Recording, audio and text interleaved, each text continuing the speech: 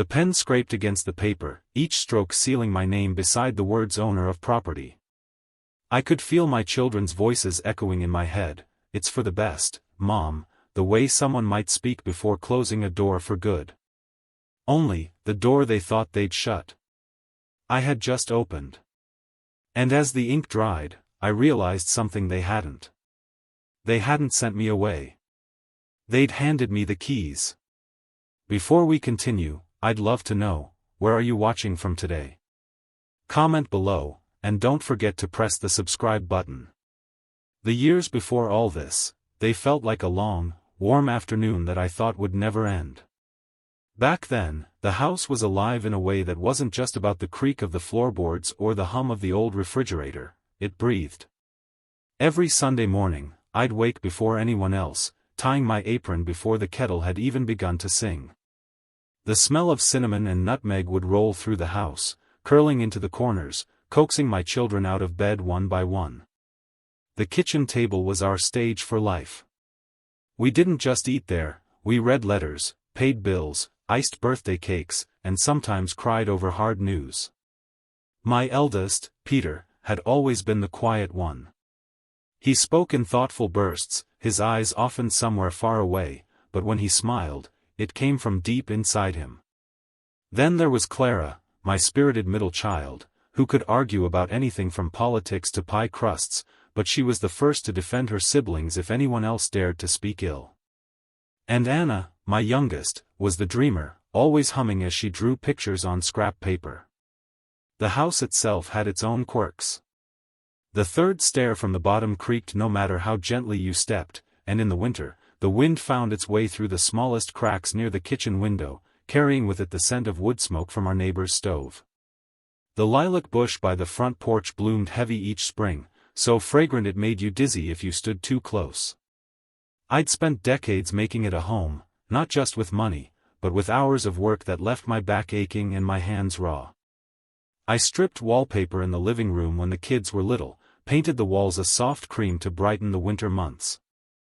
I patched the roof myself after a storm took half the shingles. I planted the vegetable garden out back, each bed carefully spaced so the tomatoes wouldn't shade the carrots. Family dinners were a sacred thing. Even as the children grew older, we had a rule: Sunday night, everyone came home. No excuses. Some evenings, we'd end up squeezed around the table with partners, friends, and whoever else found themselves in the neighborhood. There would be laughter so loud it rattled the windows, and afterward, I'd stand at the sink, washing dishes with my sleeves rolled up, listening to their voices spill through the open kitchen door into the night air. It's easy to remember those days as perfect, but there were small cracks, hairline fractures I didn't want to see. Like the time I overheard Clara telling her friend that my refusal to buy a dishwasher was just Mom being stubborn again. Or when Peter suggested selling the old piano because it's taking up space and nobody plays it. They were small things, and I brushed them aside. Children grow, they change, they speak without thinking. But looking back, maybe those moments were the first shifting stones beneath my feet. Still, there was so much love in those years. Christmas mornings with the smell of pine and coffee mingling as we unwrapped gifts. Summer evenings spent on the porch, the cicadas humming like a background song, the air thick with the smell of my herb garden. The grandchildren, when they came, brought a new kind of joy, sticky hands tugging at my skirt, laughter echoing in the hallway, crayon drawings taped to the fridge until the paper curled at the edges. One summer, when Anna was visiting with her two little ones, I taught them how to make strawberry jam.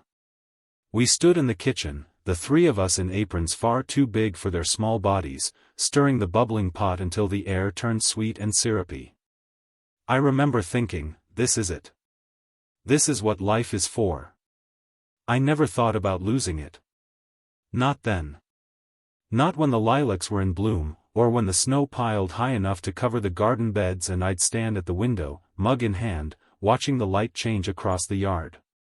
That house was more than walls and a roof, it was the sum of every moment we'd lived together, stitched into the wood and brick. But time has a way of quietly moving the furniture of your life when you're not looking. The children started to take charge of certain things, paying for the plumber without asking me first, booking appointments and telling me after the fact. It was framed as kindness, as efficiency. I told myself it was just the way things went as you got older. At night, after the dishes were washed and the lights in the neighborhood began to flicker out, I'd sit in my armchair with a blanket over my knees, a cup of chamomile tea in my hands. I'd listen to the old house, the groans of the settling wood, the whisper of the wind outside, and feel a deep, quiet comfort. Even if the children were too busy to call some weeks, even if the garden needed more tending than I had the energy for, I still belonged here. Belonging. I suppose that's the word that kept me from seeing what was coming. When you've built something with your own hands, brick by brick, you imagine it will hold you up forever. You think the people you raised under that roof will see it the same way, that they will carry the same reverence for its worn floors and sunlit kitchen. I know now that reverence fades faster than we'd like to believe. And sometimes, it's replaced with something colder. But back then, I still thought love was enough to keep the doors from closing on me. It began in ways so small, I almost missed them. A phone call that used to last 20 minutes now ended after 5. Clara, once the first to tell me about her day, began answering my questions with clipped phrases, "Yes, it's fine," or "I'm busy, Mom." Peter, who had a habit of dropping by unannounced for a cup of coffee, stopped coming altogether, saying traffic was just too much these days. I told myself it was life, people get older, schedules tighten, families grow in different directions. But it was more than distance, there was a new tone in their voices when they spoke to me. Patient, measured, as though they were explaining things to a child. One afternoon, I overheard something I wasn't meant to hear. I had called Anna, hoping to ask her about visiting the farmer's market with me that weekend. The call went to voicemail. But before I could hang up, her voice came faintly through. She hadn't ended the call properly. "She keeps asking me about plans," she was saying to someone, probably her husband. "We can't keep this up forever. The house is too much for her." There was a pause, then the low murmur of another voice I couldn't make out. "No, I know she doesn't think so," Anna replied, her voice growing firmer. "But we need to start talking about options. Sooner rather than later." I sat at the kitchen table for a long time after that, my tea cooling in front of me. The house around me felt too quiet, as if it were holding its breath. A week later, I noticed the family photograph from last year's Christmas had been moved from its usual place on the mantel. It now sat on the sideboard in the dining room, half hidden behind a vase of dried hydrangeas. At first, I thought it might have been an accident. But when I put it back, it was gone again within days. I didn't ask about it. I didn't want to hear the answer. The visits that did happen felt rehearsed. They'd come in, sit politely, ask about my health. Their eyes wandered to the dust on the baseboards, the stack of mail on the counter, the loose hinge on the cupboard door. Clara even took to bringing lists, reminders, of things I needed to take care of. Replace the smoke alarm batteries. Get the chimney inspected. Clear out the attic before it gets dangerous. It was as if the home I'd kept all these years had become a case study in everything I could no longer do. There was an evening in late autumn when Peter stopped by unexpectedly. My heart lifted when I saw his car in the driveway, a rare sight by then. But he didn't come in right away. Instead, he walked slowly around the outside of the house, looking at the siding, the gutters, the roof. When he finally stepped inside, the first thing he said wasn't hello, but, "You know this place is going to need serious work soon." I laughed it off, told him I'd been keeping it together just fine. His expression softened for a moment, but then he shook his head. "Mom, it's a lot for you to handle." The way he said it, gentle but final, made my chest feel heavy. Even the mail began to change. Where once I'd get letters from friends and recipe cards from my church group, now there were glossy brochures for retirement communities, all arriving without me asking. One of them had a yellow sticky note on the front in Clara's handwriting, "Just something to think about." I started to feel watched, measured against a standard I didn't agree to. If I left a dish unwashed in the sink, I'd find it scrubbed and put away the next time one of them visited, as if they couldn't bear the sight of my supposed decline. My garden, my pride and joy, was trimmed back too far one weekend when Peter came over to help. He said it was so I wouldn't have to worry about it, but the sight of my roses cut down before their bloom made my stomach turn. The lilac bush outside the porch, the same one that had been here since we moved in, had always grown a little wild. I liked it that way. But one spring, Clara mentioned it needed a good cutting back. When I told her I preferred it as it was, she smiled tightly and said nothing. The next time she visited, the lilac was gone, dug up entirely, replaced with a neatly potted shrub. That was when I began to understand, it wasn't just my space they were reshaping. It was me. The changes weren't requests, they were corrections. Each one told me, in its own quiet way, that my judgment was no longer trusted. Still, I tried to hold on to the familiar rhythms. Morning tea in the kitchen with the radio on low. Folding laundry while sunlight streamed in through the back window. Writing letters to old friends, even if my hands shook more than they used to. I told myself that as long as I kept these rituals, I could keep the rest at bay. But every now and then, when I'd pass the dining room and see that half-hidden family photo, I'd feel the same cold knot in my chest. Something was shifting, and not in my favor. It was around that time I began waking in the night, listening to the house as if it might tell me its secrets. The floorboards creaked in their usual places, the wind tapped against the windows, the refrigerator hummed its old tune. But there was an unease in the air now, something restless. It wasn't the house I didn't trust. It was the people who claimed they knew what was best for me. It happened on a Sunday, though not the kind of Sunday I used to treasure. The air outside was damp with the smell of rain on cold earth, and the lilacs, or what had once been my lilacs, were gone, leaving a bare patch of soil by the porch. Inside, I had just taken a loaf of bread from the oven when Clara arrived, followed closely by Peter and Anna. None of them had called ahead. They didn't remove their coats. That was my first sign. Sundays in my house used to mean everyone settled in, stayed a while. But that day, they stood in the living room like guests who didn't plan to linger. "Mom, we need to have a talk," Peter said, his voice measured. He took the armchair, my armchair, while Clara perched on the edge of the couch, her handbag still looped over her shoulder. Anna stayed near the doorway, as if she wanted the quickest path out. I set the bread on the cooling rack and wiped my hands on my apron, the heat of the oven still clinging to me. "All right," I said, trying to sound casual. "What's so urgent it couldn't wait until next weekend's dinner?" Clara exchanged a glance with Peter before speaking. "We've been talking. We're worried about you living here alone. It's a lot for one person to manage." There it was, that phrase again. A lot for one person to manage. I forced a smile. I've been managing it for 35 years. I think I'll be fine for a little while longer. Anna shifted her weight. "Mom, that's just it. It's not about right now. It's about what could happen. What if you fall?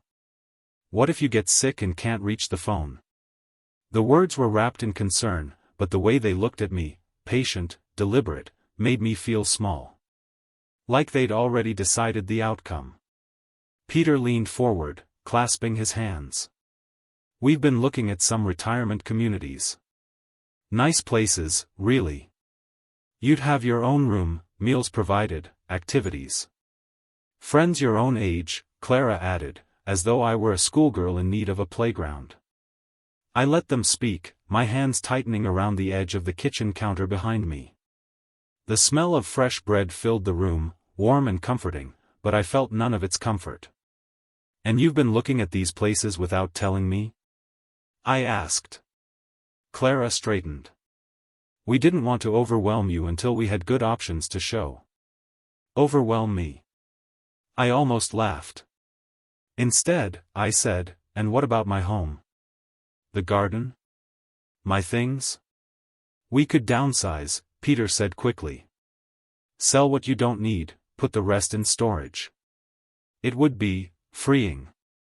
Freeing. As though the life I'd built was a chain around my ankle.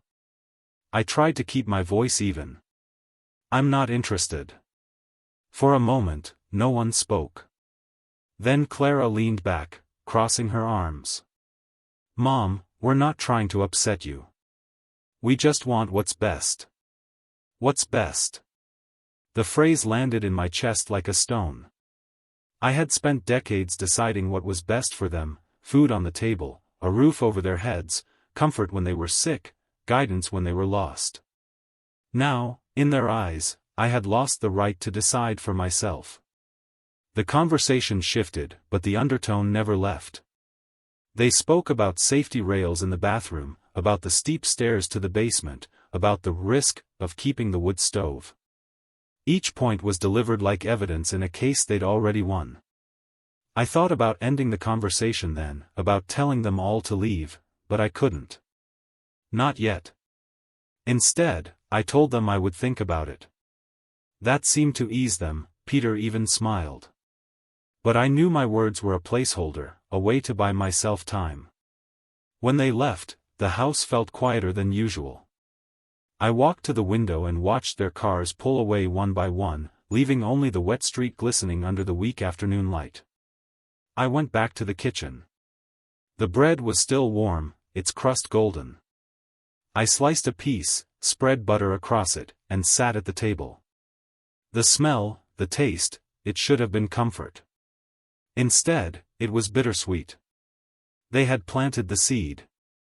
And whether I liked it or not, they would water it every time they visited, every time they called, every time they reminded me, gently, insistently, that the life I had was slipping beyond my grasp.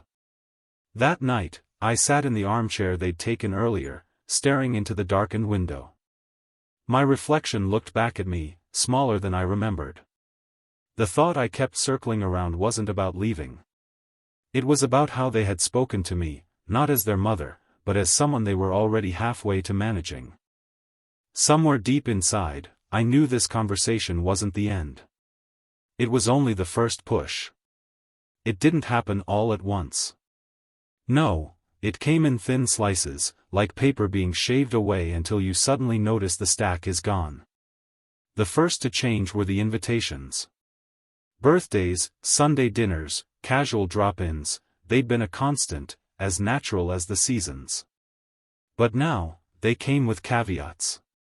Peter's wife was feeling under the weather. Clara had too much going on at work. Anna would call and say the children were too busy with their activities this week. Weeks began to stretch between visits, and when they did come, it was often for just a quick stop. At first, I told myself they were simply busy, the way life gets busy. But the pattern grew too neat, too deliberate. I'd see photos later, Clara's family at the park, Peter and his wife at a restaurant, things I hadn't even known were happening. No call, no invitation, not even a passing mention. One Thursday afternoon, I noticed something odd. The small bookshelf in the corner of the living room, the one that had held my collection of old cookbooks and gardening journals, was bare. The shelves stood empty, wiped clean. I found the books in a cardboard box in the hallway closet.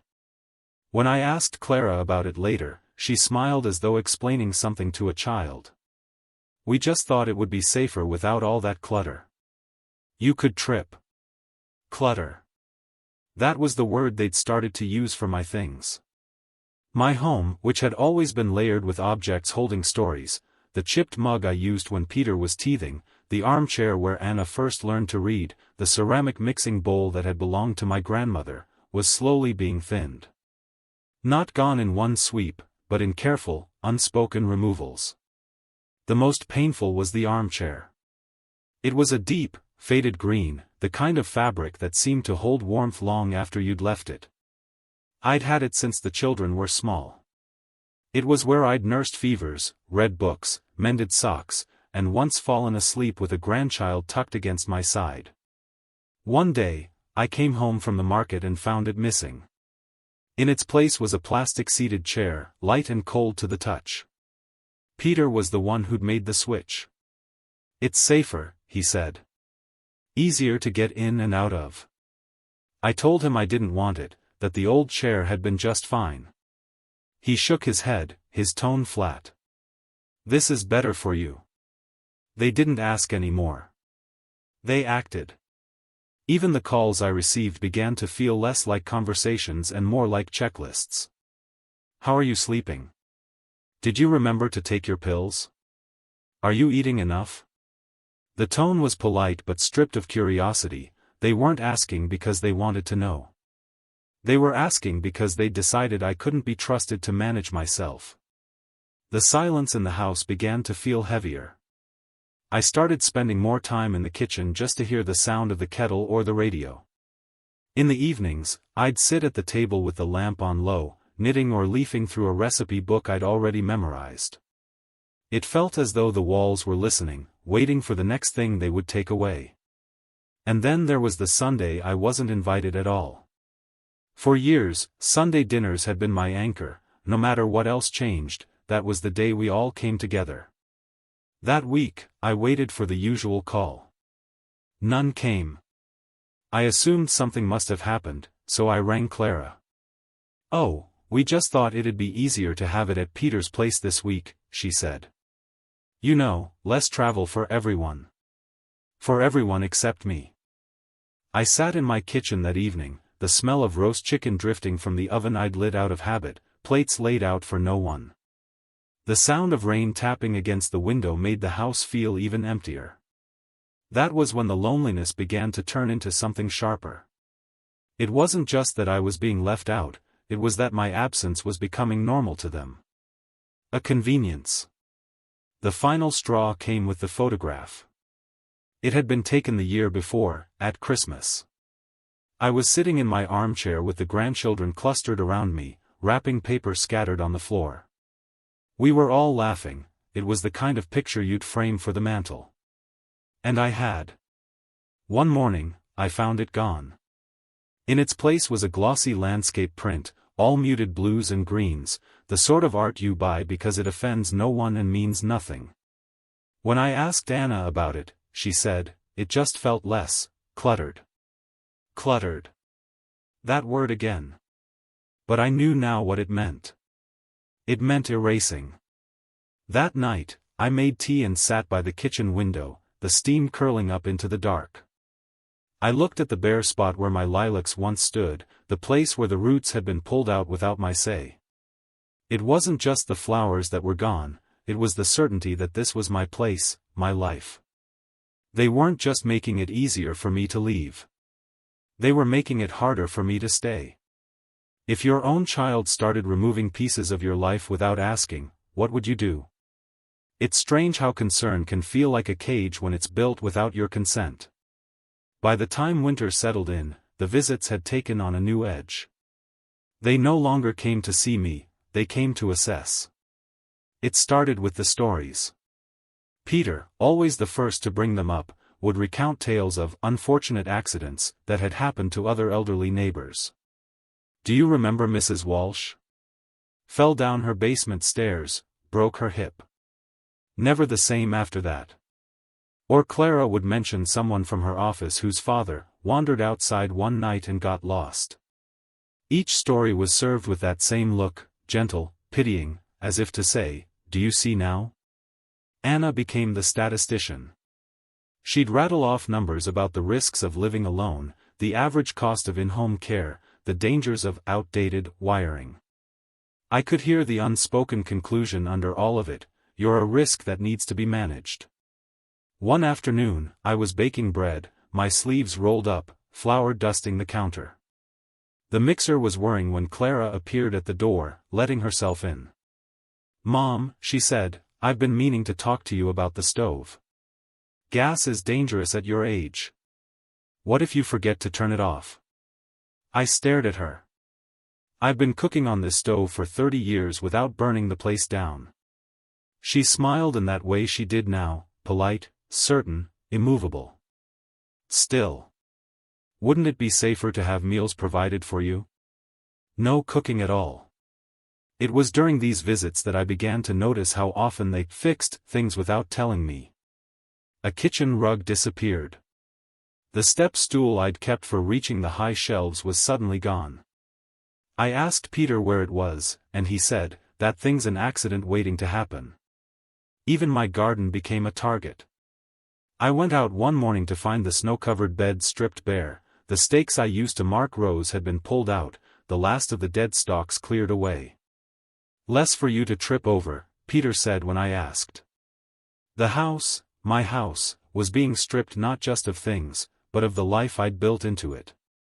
Each change chipped away at the sense that I was capable, independent, whole. The worst moment came one afternoon when I was baking cookies for the grandchildren. My hands were tired, the dough slipped in the mixing bowl, and the whole thing fell to the floor with a dull thud. I stood there for a moment, looking at the mess, when I heard the front door open. Anna walked in, saw the dough on the floor, and her expression shifted into something almost triumphant. "See?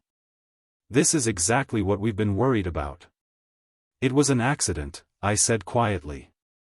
She didn't answer, just began cleaning it up as though I wasn't capable of bending down myself. That moment stayed with me, not because I'd dropped the dough, but because of the way she'd looked at me, as if she were already rehearsing the next argument for why I couldn't be trusted on my own. A week later, the for sale sign appeared on my lawn. I hadn't called an agent. I hadn't signed a thing. But there it was, white letters on a red background, planted in the frozen ground like a declaration of war. When I called Clara, she didn't deny it. "We just wanted to see what offers might come in. You don't have to accept anything." "Then take it down," I said. My voice was shaking, but not from fear. "I think it's best to leave it for now," she replied. I stood at the window for a long time after hanging up, watching that sign sway in the wind. The neighborhood children walked past it, pointing. Cars slowed as they drove by. My home, my sanctuary, had been reduced to a commodity, and I hadn't even been consulted. The pressure wasn't subtle anymore. Peter began showing up with printed brochures of retirement homes, setting them down on the kitchen counter like I might leaf through them over tea. Clara called more often, each conversation circling back to how much easier things would be if I just agreed. Anna sent me links to online tours of modern senior living spaces, her tone cheerful but insistent. Even my friends began to ask if I was moving. Someone, I never found out who, had told them I'd already decided to leave. One evening, I caught myself standing in the kitchen, my hand resting on the worn edge of the counter, thinking about how it would feel to walk out and never come back. The thought startled me. This was my place, the one I'd fought to keep through lean years and storms, through sickness and repair bills. And yet, the constant pressure was doing its work. I could feel the edges of myself being worn smooth, like a stone in running water. But under that wear, something else was forming. I wasn't ready to leave. And I wasn't ready to be pushed. It was early spring, the kind where the mornings are still sharp with frost but the afternoons smell faintly of thawing earth. I was in the kitchen, coaxing life back into a pot of basil that had barely survived the winter, when Peter's car pulled into the driveway. He wasn't alone. Clara stepped out of the passenger side, her coat unbuttoned, her walk purposeful. Anna arrived minutes later. 3 of them, together. That never meant anything good. They didn't knock. They came in with the air of people arriving to complete a task. Clara set her handbag down on the counter, glancing at the half-wilted basil but saying nothing. Peter carried a cardboard box. "Mom, we're going to make this easy for you," Clara began, her tone brisk. "Easy?" I asked, still holding the little pot of basil in my hands. Anna moved to the living room and began pulling framed photographs from the walls. "We've found a place," she said over her shoulder. "It's nice. Safe. They have a room ready." I set the basil down carefully, though my hands wanted to shake. I didn't agree to this. Peter set the box on the dining table. "You've been dragging your feet, Mom. This is the right thing. We'll help you pack today and move you in this weekend." The speed of it took my breath. "This weekend?" "We've already put down the deposit," Clara said, as if that settled the matter. "You'll be comfortable. And it's close enough for visits." I looked at each of them in turn, searching for some sign that this was a bad joke, that they would laugh and say, "Of course you get a choice." But their faces were closed, set. The decision had been made, not by me, but about me. Anna returned from the living room with a stack of photos, laying them gently, too gently, into another box. "We'll take care of the house," she said. "Sell it, you mean," I replied. My voice was low, but it seemed to catch all of them off guard. Peter glanced at Clara. "It doesn't make sense to keep it empty. The market's good right now." I gripped the edge of the counter. "It's not empty. I live here." They didn't answer that. Instead, Clara began moving toward the hallway. "Why don't you start gathering your essentials, Mom? Toiletries, a few changes of clothes. We can sort the rest later." The word stung worse than I expected, the rest. As though the life I'd built here was a pile of clutter to be sifted through at their convenience. I walked into the bedroom, closing the door behind me. For a moment, I simply stood there, looking at the quilt I'd pieced together 20 years ago, the worn dresser that had been my grandmother's. The air smelled faintly of lavender from the sachets I kept in the drawers. I wanted to lock the door, to tell them to leave, but the sound of their movements in the other rooms made it clear they wouldn't. Instead, I took down one thing I knew I could not leave behind, the old recipe book. Its cover was faded, the pages stained with butter and sugar from decades of use. Inside were my grandmother's handwritten notes, my own additions in blue ink, and slips of paper marking our family favorites. I pressed it to my chest for a moment, feeling the familiar texture of the cloth binding under my fingers. By the time I returned to the kitchen, the boxes were stacking up. Anna had taped one shut and was scribbling its contents on the side. Peter was talking about arranging the movers. Clara had found the kettle and was filling it, as if making tea could smooth the edges of what they were doing. "I haven't agreed to this," I said again. Peter looked at me as though I hadn't spoken. "It's time, Mom." The final blow came later that afternoon, when they insisted on driving me over to see the place.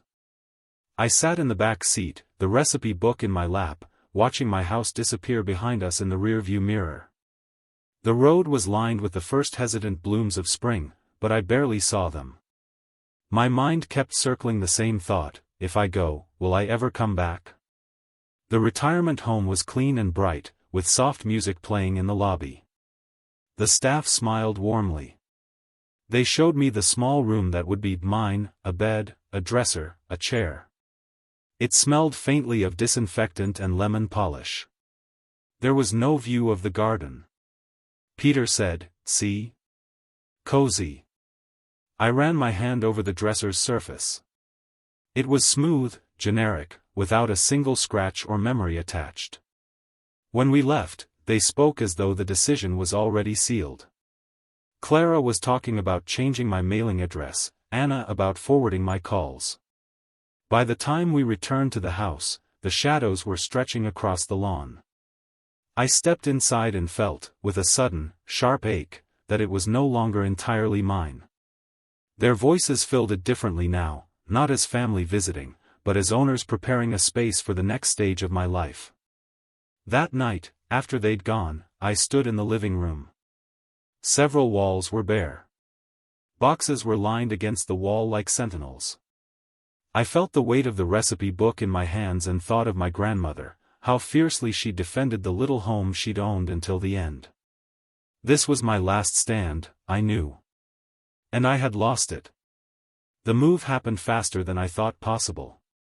One moment, I was in my own kitchen, the scent of fresh bread still lingering from the last loaf I'd baked there. The next, I was standing in a small, neat room that smelled faintly of lemon polish and something else, a sterile undertone I couldn't name. The retirement home staff were kind in a way that felt practiced, like the smile they gave me was the same one they gave to everyone who walked through the door. My children stayed just long enough to make sure I was settled, then left with promises to visit soon. I unpacked slowly. A few clothes in the dresser. The old recipe book on the nightstand, its cloth cover worn thin from years of use. A photograph of the house, taken in summer when the lilacs were in full bloom, placed carefully on the narrow windowsill. My view now was of a parking lot. The first few days passed in a strange fog. The home was quiet, except for the distant hum of the television in the common room and the soft shuffle of slippers along the hall. The meals were edible but bland, everything tasted faintly of salt and something boiled too long. I tried to tell myself I could get used to it. That maybe, in time, it would feel less like a holding place and more like a home. But every night, as I lay in the narrow bed, I felt the empty stretch of space where my life used to be. It was a Tuesday afternoon when the real blow landed. I was in the lounge, half listening to two women playing cards, when I overheard one of the staff on the phone at the reception desk. Her voice was low, but a few words carried clearly: final offer, sale closing Friday, the house on Birch Lane. Birch Lane. My house. I stood up without thinking, my pulse quickening. The staff member glanced up, startled, and ended her call. "Everything all right, Mrs.? Who's buying my house?" I asked. Her face shifted, not guilt exactly, but that careful neutrality people wear when they're afraid of saying too much. "You'd have to speak to your family about that." I went back to my room and called Clara. She answered on the second ring. "Mom, is everything okay? Is it true?" My voice felt tight in my throat. "Did you sell the house?" There was a pause, and in that pause I already had my answer. "It was the right thing to do," she said finally. "The offer came in quickly, and we didn't want to miss the opportunity.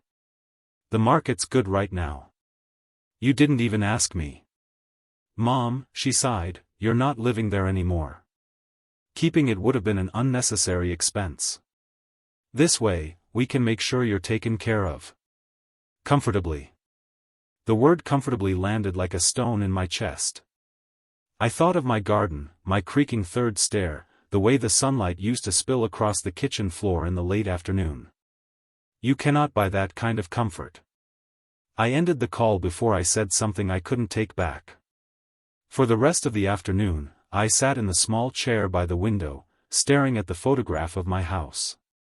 It looked the same in the picture as it always had, lilacs heavy with bloom, paint a little worn on the porch rail. But now, someone else would be standing there.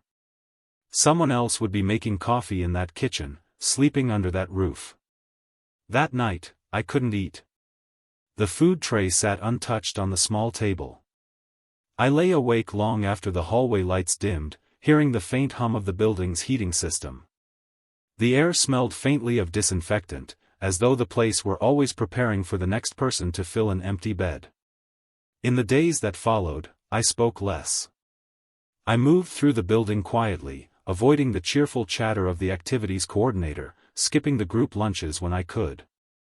I kept to my room, my world shrinking down to the four walls and the view of the parking lot. But in that quiet, something began to harden inside me. They had taken my home. They had sold it without my consent, turned decades of my life into numbers on a check. I could feel the sting of it every time I thought of the bare spot where my lilacs had once grown. One morning, as I sat by the window with my tea cooling in my hands, I remembered something my grandmother used to say: "You can't stop people from showing you who they are. But you can decide what to do once you've seen it."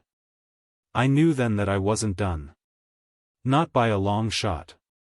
If your children sold the home you built with your own hands, could you ever forgive them? The days after I learned my house had been sold were thick with silence. Not the peaceful kind that comes from sitting in a garden with a book, but the heavy, airless kind that presses down until you feel smaller inside yourself. I moved slowly, spoke less. The staff took it for grief, which wasn't wrong, but grief wasn't the whole of it. Somewhere under that weight, something else was forming. A kind of stillness that wasn't weakness. It was the stillness of gathering. I began walking the halls early in the morning, before most residents were awake. The carpeted corridors were lined with photographs, sepia images of the town's early days, when roads were dirt and the trees still towered over them. I would trace the glass frames with my fingertips, feeling the lives that had been here long before mine. I wondered how many of those faces had known loss, and what they had done with it. The staff got used to seeing me at odd hours. There was Maria, the night nurse, who always kept the lights low and spoke in a voice so soft it felt like a lullaby. She started offering me tea when she saw me pass her desk. And Tom, the maintenance man, who had a way of fixing things without drawing attention to himself. I'd see him repairing a chair leg or oiling a squeaky door hinge, and he'd nod to me as though we shared some quiet understanding. It was Tom who first mentioned that the retirement home's owner was thinking of getting out. We were in the courtyard, the first warm day of spring making the air smell faintly of cut grass. He was adjusting a loose hinge on the gate when he said, "Word is, the place might be up for sale soon. Too much upkeep for one guy to manage." I didn't answer right away. The thought caught me off guard, like a pebble in a shoe. "Up for sale," I repeated, the words tasting strange. He shrugged. "Could be just talk. But the guy's been wanting to retire himself for a while now." That night, I lay awake in the narrow bed, my mind running over the idea. The home itself was plain, beige walls, standard-issue furniture, a faint smell of disinfectant that no amount of air freshener could quite mask. But it was also a business. A business my children believed was just another place holding me until I was gone. The thought of owning it didn't fully take shape that night. It was more of a flicker, a half-formed thing that made my chest feel a little less heavy. Over the next weeks, I began asking quiet questions. Not to my children, never to them, but to the people who would know. The receptionist, who handled the deliveries and saw the bills that came in. A volunteer from the local church who'd been helping here for years and knew the rhythms of the place. I learned the owner lived in another town and rarely visited. The building wasn't new, and upkeep costs were rising. Residents came and went, but the waiting list stayed full. In between these small discoveries, I started tending to my own corners of the place. The staff let me keep a small herb garden in a window box in the common room, basil, mint, parsley. Every morning, I'd water it and pinch away the yellow leaves. Residents began to stop by and ask for a sprig to add to their soup, or just to smell something fresh and green. Those little plants became a kind of anchor for me. Watching them grow reminded me of what patience could do. You can't force a seed to sprout faster than it will, but if you care for it, protect it, it will come in its own time. And I began to change, too. My posture straightened. My walks around the halls turned into longer ones around the block outside. I joined the morning coffee group, not because I was interested in the gossip about who wasn't eating their lunch, but because I wanted to be seen as part of the place. Not just a resident. A presence. One afternoon, I found myself alone in the lounge when the mail was delivered. A thick envelope landed on the desk addressed to the current owner. I didn't touch it, but I noted the return address, a law office in town. Something about the neat, heavy lettering made my fingers itch. That was the first moment I let myself think, what if it were my name on that envelope? It wasn't a plan yet. More like a shadow of one. But the more I tended to my herbs, the more I walked the halls and learned the building's rhythms, the more I thought about it. They had taken my home. Sold it without asking. Left me in this place thinking I was powerless. But what if this place wasn't a cage? What if it was the key? I started pulling out old papers from my desk, bank statements, investment records, the accounts my children didn't know about. Quiet savings from years of careful work, and a bit from the sale of land I'd inherited long before. I'd always thought of it as a safety net. Now I wondered if it might be something else entirely. The seed of an idea had been planted. And for the first time since leaving Birch Lane, I felt something close to warmth in my chest. It began, as all dangerous things do, in silence. I didn't announce my intentions to anyone, not even to the people I trusted in the home. It was just me, the idea, and the quiet. The first step was the bank. I waited until a Tuesday morning when most of the residents were in the craft room painting birdhouses, and I signed out for a walk into town. The bank was 3 blocks away, a squat brick building with ivy climbing one side. The air smelled faintly of rain and car exhaust, and I remember thinking, as I walked, that my children would have hated seeing me alone out here. That thought pleased me. Inside, the bank was cool and still. My account manager, Mrs. Leland, was a thin woman with silver hair and sharp eyes that missed nothing. She'd known me for years, back when I used to come in with rolls of coins from the church bake sale. "What can I help you with today?" she asked, leaning forward slightly. "I need to know exactly what I have," I said. "All of it. Every account in my name." She pulled up the numbers, turning the screen toward me. I saw the savings I'd kept tucked away from the sale of my parents' land, the small investments I'd made over the years, mutual funds, bonds, the sort of slow, steady things you choose when you don't trust the market. It was more than my children knew. Enough, maybe, to make my flicker of an idea real. Mrs. Leland didn't pry, but her eyebrow lifted slightly when I asked about transferring large sums quickly. "It can be done," she said. "Provided you have the right legal arrangements." That was my second step, a lawyer. I found one in town whose office was above the bakery. The smell of bread rose up the narrow staircase as I climbed, and it almost hurt, that reminder of my own kitchen. His name was Robert Keene, and he had the look of a man who kept his suits for decades but pressed them well. I told him I needed to prepare for a property purchase, that I wanted it discreet, and that I didn't want my family informed. His eyes narrowed slightly at that, but he didn't question me. "In cases like that," he said, "you'll need to be ready to move quickly if the seller agrees." "Do you have a property in mind?" "Not yet," I lied. In truth, I already knew exactly which one, the building I was living in, with its beige walls and faint lemon scent. Over the next weeks, I set about learning everything I could about the owner. His name was Paul Davenport, and he lived 2 towns over. He'd inherited the place from his uncle and never wanted it.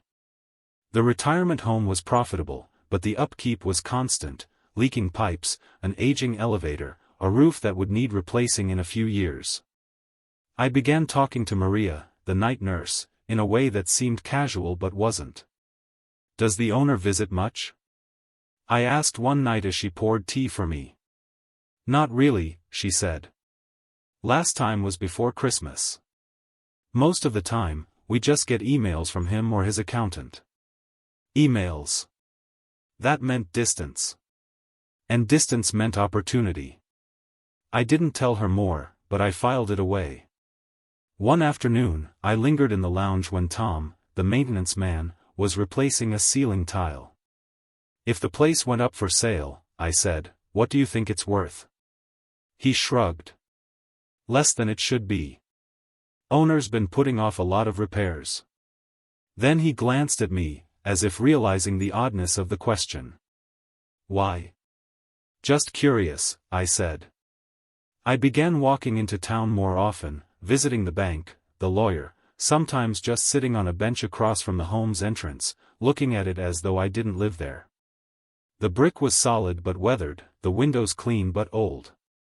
It had the look of a place people relied on but didn't love. That was fine. I could love it enough.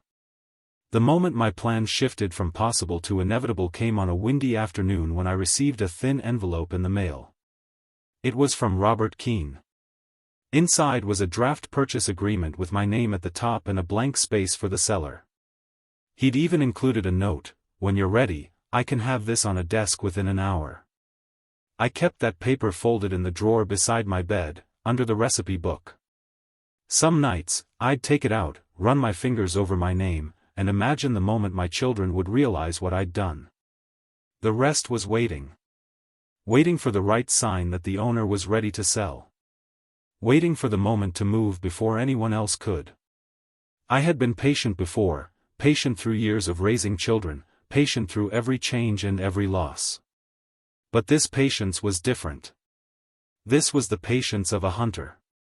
It happened almost by accident, though by then I had been sharpening my readiness for weeks. One Thursday morning, I was in the lounge, clipping yellowed leaves from my little window box of herbs, when I overheard Tom talking to the receptionist. "Yeah, Davenport's coming by tomorrow," he said. Something about the books. Probably finally tired of bleeding money. My hands stilled over the basil. Tomorrow. It wasn't much notice, but it was all I needed. That night, I called Robert Keene, my lawyer. "He's coming," I told him. "Be ready. Cash in hand?" "Better. Paperwork signed, funds available." I hardly slept. I sat by the window in my room, watching the parking lot lights blink on and off as the timer failed to keep pace with the hour. The air smelled faintly of rain, and I found myself thinking about my old house, not with grief, but with a strange, cold clarity. They'd taken it from me because they thought they could. I was about to take something back because I knew I could. The next morning, Davenport arrived just after 10. He was younger than I expected, maybe mid-40s, with a pressed shirt and a harried look, like a man whose to-do list was longer than his patience. He shook hands with the receptionist, made small talk with Tom, and disappeared into the small office near the entrance. I gave it an hour before I knocked. "Come in," he called, distracted. He was leaning over a folder of papers, a calculator beside him. "I hear you're considering selling," I said, taking the seat across from him. He looked up, startled. "And you are?" "Someone who can save you the trouble of listing," I replied evenly. "Full cash offer. Private sale. No agents, no showings, no waiting." He blinked, and for a moment I thought he might laugh. Instead, he sat back, studying me. "Why would you want to buy a retirement home?" I let the silence stretch before answering. "Because I live here. Because I know how it works. And because I'm in a position to make this very easy for you." He tapped his pen on the desk. "I've had people sniffing around, but nothing serious." "What kind of offer are we talking?" I slid the paper across the desk, the draft Robert had prepared weeks ago. The number was fair but firm, enough to tempt him without insulting his sense of value. He read it twice, then looked up. "You can move this quickly?" "Faster than you think." By the time I left his office, we had a handshake agreement and a plan to meet at Robert's office in 2 days to finalize. Davenport seemed almost relieved, as if selling to me meant he could shed the place without the theater of a drawn-out sale. Back in my room, I closed the door and allowed myself a single, slow breath. It had begun. The next 48 hours were a flurry of quiet preparations. Robert reviewed the title, confirmed there were no liens, and coordinated with Mrs. Leland at the bank to have the funds ready for transfer. I kept my face neutral during meals, joined a group crossword in the lounge, and even laughed at a bad joke from one of the other residents. No one suspected a thing. Especially not my children. On the morning of the signing, I wore my best jacket, the navy one with the silver buttons that had been my husband's favorite. Robert's office was warm, smelling faintly of coffee and the yeasty scent from the bakery downstairs. Davenport was already there, pen in hand. We went through the papers one by one, Robert explaining each section in his precise, deliberate way. I initialed where needed, signed where it mattered, and finally pressed my name to the last page. Davenport did the same. When it was over, Robert looked at me with something like respect. "Congratulations, Mrs." he began, then smiled. "Or should I say, congratulations, owner." The words landed deep. Owner. Not resident. Not dependent. Owner. As I walked back to the home, my home now, the early afternoon light caught the windows, and for the first time they didn't look like walls holding me in. They looked like something I had claimed. I didn't plan to tell my children right away. The satisfaction wasn't in the announcement, but in the knowing that I had taken the thing they thought defined my captivity and turned it into the seat of my power. Still, I imagined the day they'd find out. I pictured Peter's brow furrow, Clara's lips pressed thin, Anna's stunned silence. I could almost hear the click in their minds as they realized the rules had changed. That day would come. But for now, I had the keys. If you had the chance to take back control without your family knowing, would you do it? The papers were signed, the funds ready, the handshake sealed, but nothing is truly yours until every last form is filed and every last approval is in place. That's when the delay came. It was a Thursday morning when Robert called. I was in the lounge, clipping the first blooms from my basil for Maria to take home. His voice was calm, but I caught the strain beneath it. "There's a small snag," he said. "The title transfer paperwork has to go through the county clerk's office, and the clerk is out sick." "How long?" "Could be a day. Could be a week." "A week." The word sat heavy. My chest tightened, not from the weight itself, but from what could happen in that weight. That afternoon, Clara called. "Mom, we've been talking," she began, her voice falsely bright. "There's a new place opening on the other side of town. Smaller, cozier. We thought you might want to move there, it would be more affordable." More affordable. Which meant they thought they could redirect the money from my house sale, the money they believed was theirs to manage, towards something else. "I'm fine where I am," I said. "But this new place." "I'm fine," I repeated, sharper this time. When I hung up, my hands were trembling, though not with fear. The timing was too close, too dangerous. If they somehow caught wind of the sale before it closed, there would be questions I wasn't ready to answer. I spent the next days in a kind of quiet vigilance. Every time the phone rang, I half expected it to be Robert with bad news. Every time a staff member approached, I braced for them to say my children were in the lobby.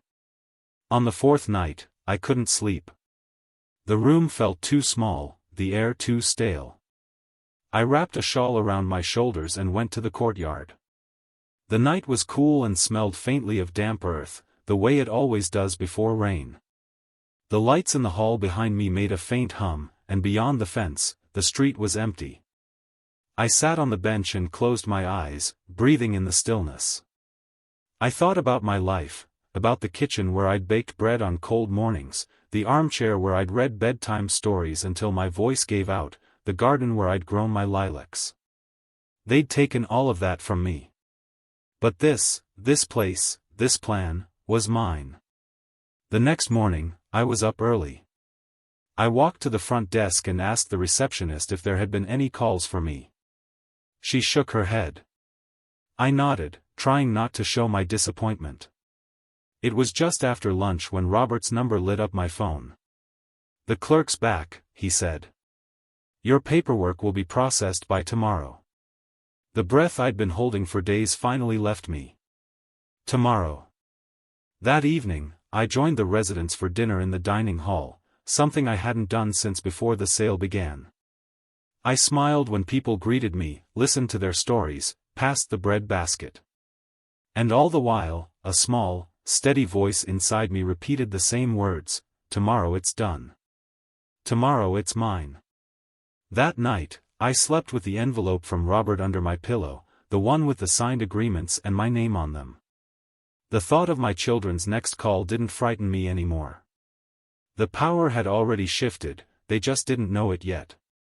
The call came the morning after the papers cleared. Mrs. Leland had confirmed the transfer was complete, Robert had congratulated me one last time, and I had spent an hour simply walking the halls with the keys in my pocket, not because I needed to unlock anything, but because I liked the weight of them in my hand. Then the receptionist paged me to the front desk. Your children are here, she said, her voice tinged with something like caution. They arrived in a small cluster, coats unbuttoned, carrying folders. Peter spoke first. Mom, we've been looking over your finances. Clara set her folder on the counter. You're paying too much for this place. We've come to talk to management about reducing your rent. Anna smiled, the kind of smile people wear when they think they're about to win. It's time we negotiated a better deal for you. I nodded slowly, as if considering their generosity. Well then, I said. Let's go speak to management. I led them down the hall, past the common room, past the little window box of herbs I tended each morning. Davenport's old office door was open now, my new nameplate fixed to the front, Margaret Lane, owner/director. Peter slowed as he read it. Clara frowned. Anna stopped entirely. Mom, Peter began. I stepped inside, taking my seat behind the desk. Please, I said, gesturing to the chairs opposite me. Sit. No one moved. I bought it, I said simply. This home. Every wall, every chair, every light fixture. It's mine now. Clara's mouth opened, then closed. You, what? I bought it from Davenport last week. Cash. I own it outright. I let the words hang in the air, watching them land. Anna recovered first. But, your rent. My rent, I said, leaning back in the chair, is whatever I decide it is. Peter's face flushed. Why would you do this without telling us? Why? I echoed. Because you sold my house without asking. Because you thought I couldn't make decisions for myself. Because you believed you could move me around like a piece on a board. Clara's eyes narrowed. That's not fair. What's not fair, I interrupted, is treating someone's life as if it's a burden to be managed. You took my home. You erased my garden, my chair, my lilacs. So I found something else to belong to. And now, I belong here. For a long moment, no one spoke. I could feel the balance in the room shift, the slow realization settling into their faces. Then I reached for the folder on my desk. Speaking of rent, I said, sliding 3 envelopes across to them, I've reviewed the terms on your investment property over on Sycamore Street. As of next month, your rent is increasing by 15%. Peter blinked. You can't. I can, I said. The building is owned by this home's business entity. And now, that entity is me. Clara's voice sharpened. This is revenge. No, I said softly. This is correction. Anna's face had gone pale. She looked at the envelope in front of her but didn't touch it. You're welcome to visit me whenever you like, I continued. But understand this, I am not yours to manage. Not anymore. Not ever again. They left without another word. I watched them go from my office window, 3 figures crossing the parking lot, smaller somehow than when they had arrived. When the door closed behind them, I let out a breath I didn't realize I'd been holding. Outside, the wind carried the faint scent of cut grass from the courtyard. I turned to the small pot of basil on my windowsill, pinching off a sprig and rubbing it between my fingers until the smell filled the room. It smelled like freedom. If you had the chance to turn the tables on someone who betrayed you, would you take it? The home is quieter in the mornings. I like to walk the halls before the day begins, when the air still carries that faint overnight coolness and the sunlight is just starting to slip through the high windows. The carpet muffles my steps, but the building knows I'm here now. It feels different under my care. The residents smile when they see me. Some know I own the place, others just think of me as the woman who grows the herbs and keeps the tea warm in the lounge. I like it both ways. I didn't buy this home to wear a crown, I bought it to plant my roots again, in soil no one could take from me. My children visit less now. When they do, it's civil. Polite conversation over tea in the courtyard, the occasional question about my health. They no longer speak of moving me, or of what's best. I can see the caution in their eyes, the understanding that I'm not a piece they can slide across their board anymore. I've found new rhythms here. I tend my herbs every morning, clip sprigs for the kitchen staff to use in soups and stews. I sit with residents in the afternoons, listening to their stories, the ones their own families have stopped asking about. And sometimes, on warm evenings, I open the windows in the dining hall so the scent of the courtyard flowers drifts inside. The old ache for my house is still there, but it's softer now, more like a scar than a wound. I've learned that a home isn't just where you've lived, it's where you choose to belong. Last week, I planted lilacs in the courtyard. Just 2 small bushes for now, their roots still finding their way into the soil. In a few years, they'll bloom heavy and fragrant, and I'll stand among them in the spring air, remembering that patch of earth by my old porch. This time, no one will cut them down. This time, they're mine.